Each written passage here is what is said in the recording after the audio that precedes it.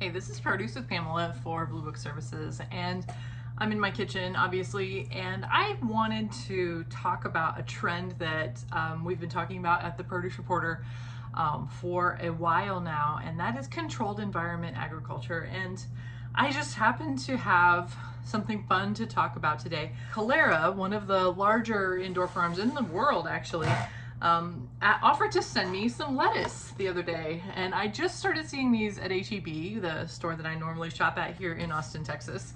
And so I said, sure, send me. I love this kind of stuff. They sent me all kinds of cool ones like this Frisee and butter lettuce, and this is typically one of the most common indoor lettuces that you see, the root ball on butter style lettuce, but Frisee is a little bit different. And then of course there's other ones like red oak leaf. These are very specialty. The one that I have been, and Greg and I have been really talking about, is that when we're talking about controlled environment agriculture, when it becomes big business is when it starts to grow something like a romaine. It's upside down. Romaine is one of the top volume lettuces in the country. It is the one that most people associate with salads, especially in restaurants, institutional. It is a very hardy lettuce. It is a huge volume lettuce. It is big business, big dollars.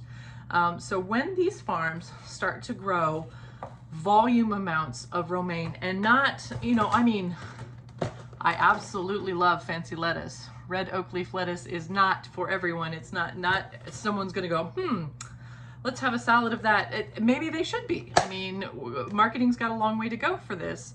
But the average American isn't thinking of something like this for a salad.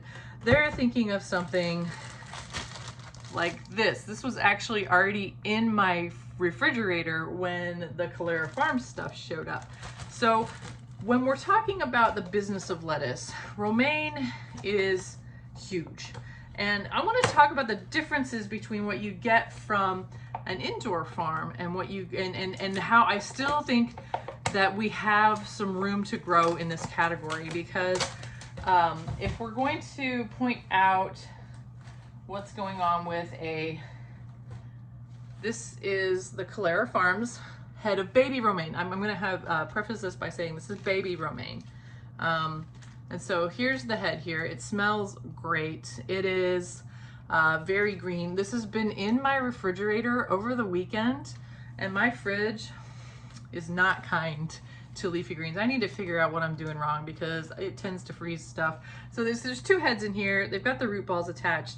And actually I bought this a couple of weeks ago, and my son, I bought it for some really awesome sourdough BLTs, and my son was like, what makes this so fancy? And I was like, well, they tied the roots in a knot.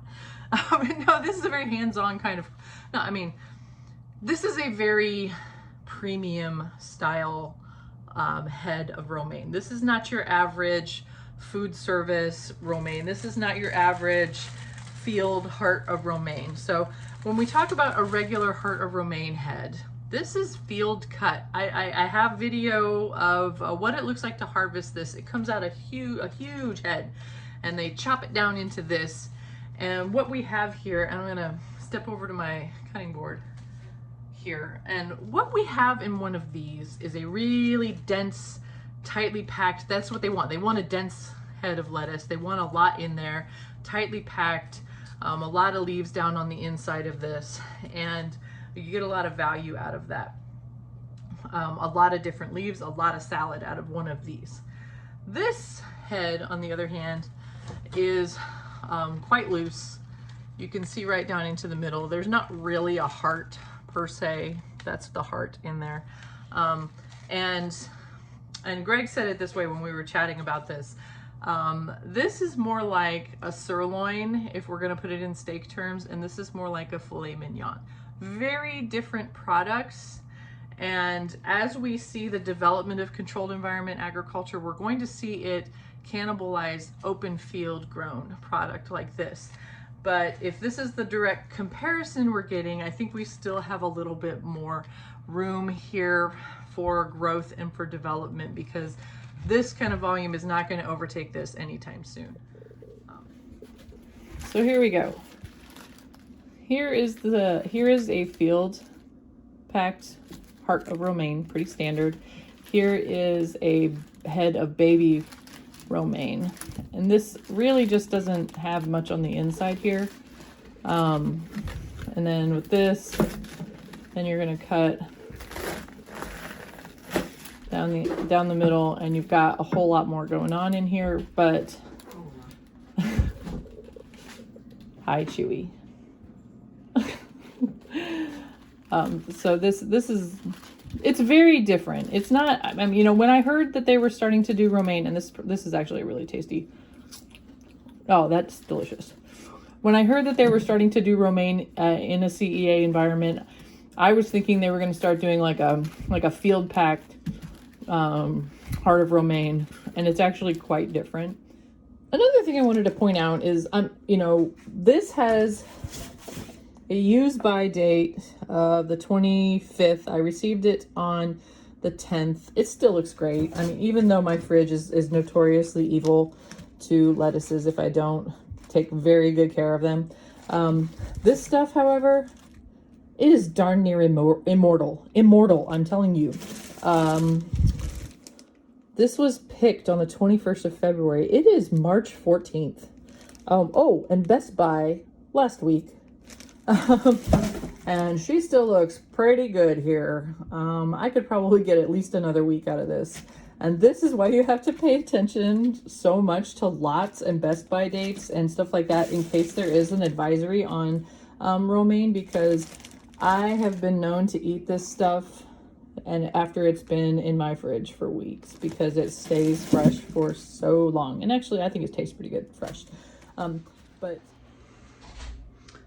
I'm sure all of you are wondering, so how does it taste?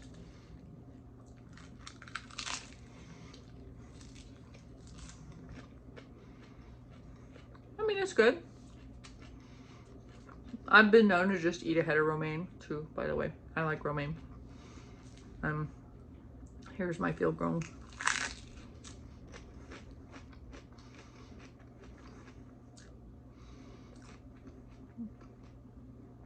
I do notice a little more flavor in the field grown. I don't know why. Maybe because it's like several days past its Best Buy date. I don't know. I could crisp them up and try more, but I think that's just digging in too far into the subjectiveness of which one I like better. This one's got more crunch, definitely. The field grown has more crunch. This is a very, very tender, intensely colored leaf though. But it is not as sweet as the field grown, in my opinion. This is my opinion. Somebody else could think something different. Carry on.